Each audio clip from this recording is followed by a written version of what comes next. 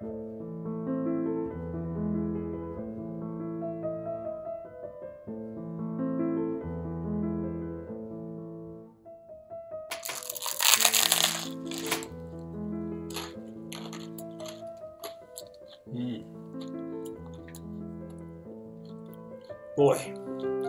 I love food. I'm vegan, but you don't have to be. Well, I'm a vet, you know. I should care more about animals, I guess, than the average person. So, I eat vegan food. It's really good. Also, I love life. In fact, I love a life causes me to enjoy exercise and other people. And I'm a happy person. I'm a veterinarian, so I don't give medical advice. I just say what works for me. Maybe it'll work for you, who knows?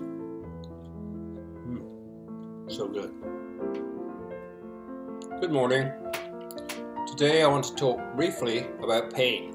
Pain can be your friend, but it can also tear you apart. Maybe years ago, I guess maybe 20 years ago, I was working pretty hard.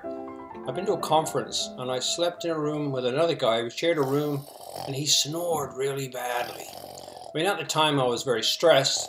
Anyway, I was going through a lot of personal stuff and he kept me awake all night. And in the morning I woke with this terrible pain in my left ear. It was dreadful. And I thought I had swimmer's ear, because I swim a lot. So when I got back to town, I took some ibuprofen or something to try and dull this horrible pain in my ear. I went to a doctor I'd never seen before, a young man, very nice, good guy. I liked him a lot. I'm not against doctors. They're very important and they've saved my life many times. They're not always right. Anyway, I told this guy about my ear pain and he looks in my ear and he says, "Well, Kevin, I don't think you have any problem with your ear. I think the problem is in the joint of your jaw. Are you grinding your teeth?" I said, "Well, I don't know, but I've been very, very stressed lately." And he immediately reaches for his pad to write a prescription. I said, what are you writing a prescription for? He said, "Well, I'm going to give you a strong anti-inflammatory to protect the joint of your jaw, because you could damage the joint. And also I'm going to give you a prescription for Valium, which will calm you down, allow you to get back to work without any stress." I thought, Valium? Anyway, Valium is a fairly dangerous drug. And so let me tell you what it says on my phone about it. It's an anxiolytic and sedative, also known as diazepam, and it can be used to treat anxiety, muscle spasms, and seizures. So that seems appropriate.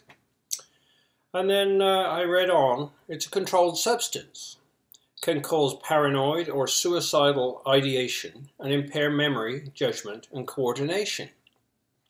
Combining with other substances, particularly alcohol, can slow breathing and possibly lead to death. Sounds like great stuff. Anyway, I said I didn't think it was a good idea at that time to take Valium or the anti-inflammatory, and I suggested maybe I should take a week off from work and increase the amount of meditation and long walks in the countryside. He said, no, you'll be able to get back on with your life with my prescriptions. I said, well, I'm not going to take them. I appreciate your input, but he insisted on giving me the prescriptions.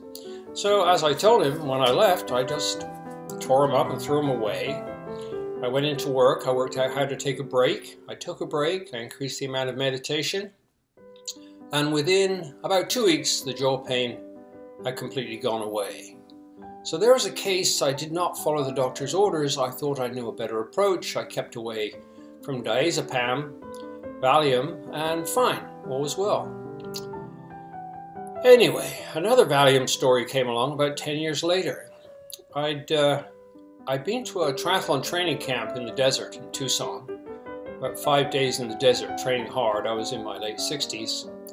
And when I flew home, and you know planes dehydrate you, the next morning I went for a 5,000-yard swim with a friend of mine.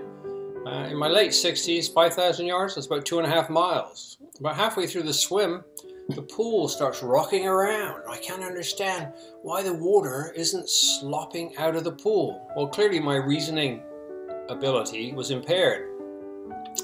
So I got out of the pool at about 3,000 yards and sat on the side and it went away. And then I decided I couldn't complete the swim.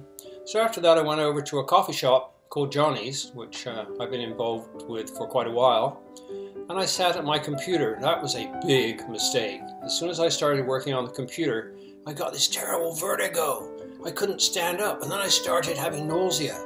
So I had to crawl over to the bathroom. Nobody saw me do it. There was very few people there. I went into the bathroom and I started having terrible heaving nausea. And I couldn't stand up. I was completely incapacitated.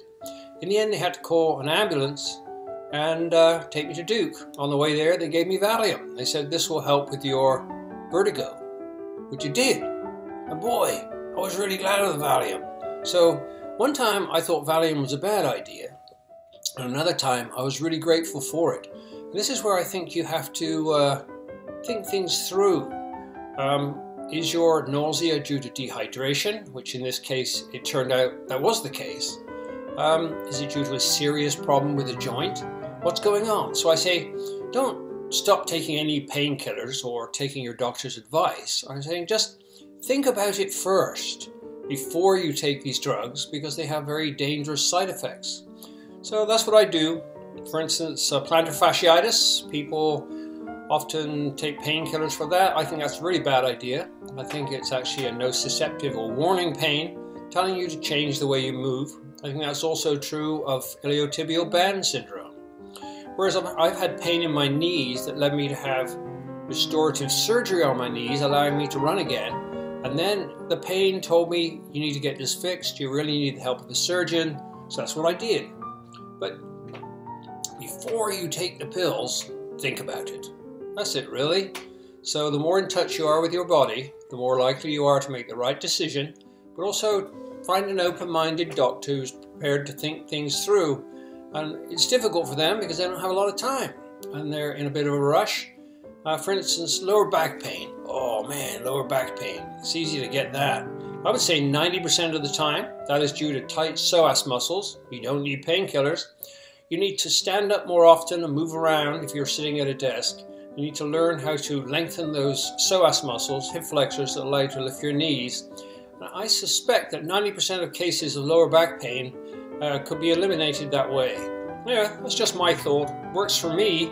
I mean, I never take painkillers for lower back pain unless it's persistent and I suspect something serious, which for my back has not happened to me. Anyway, that's it. So pain can be your best friend and it can also be your enemy if you allow it to take you over. Painkillers should be avoided at all costs unless they're essential. So, wishing you happy trails. Over and out. Good old dog.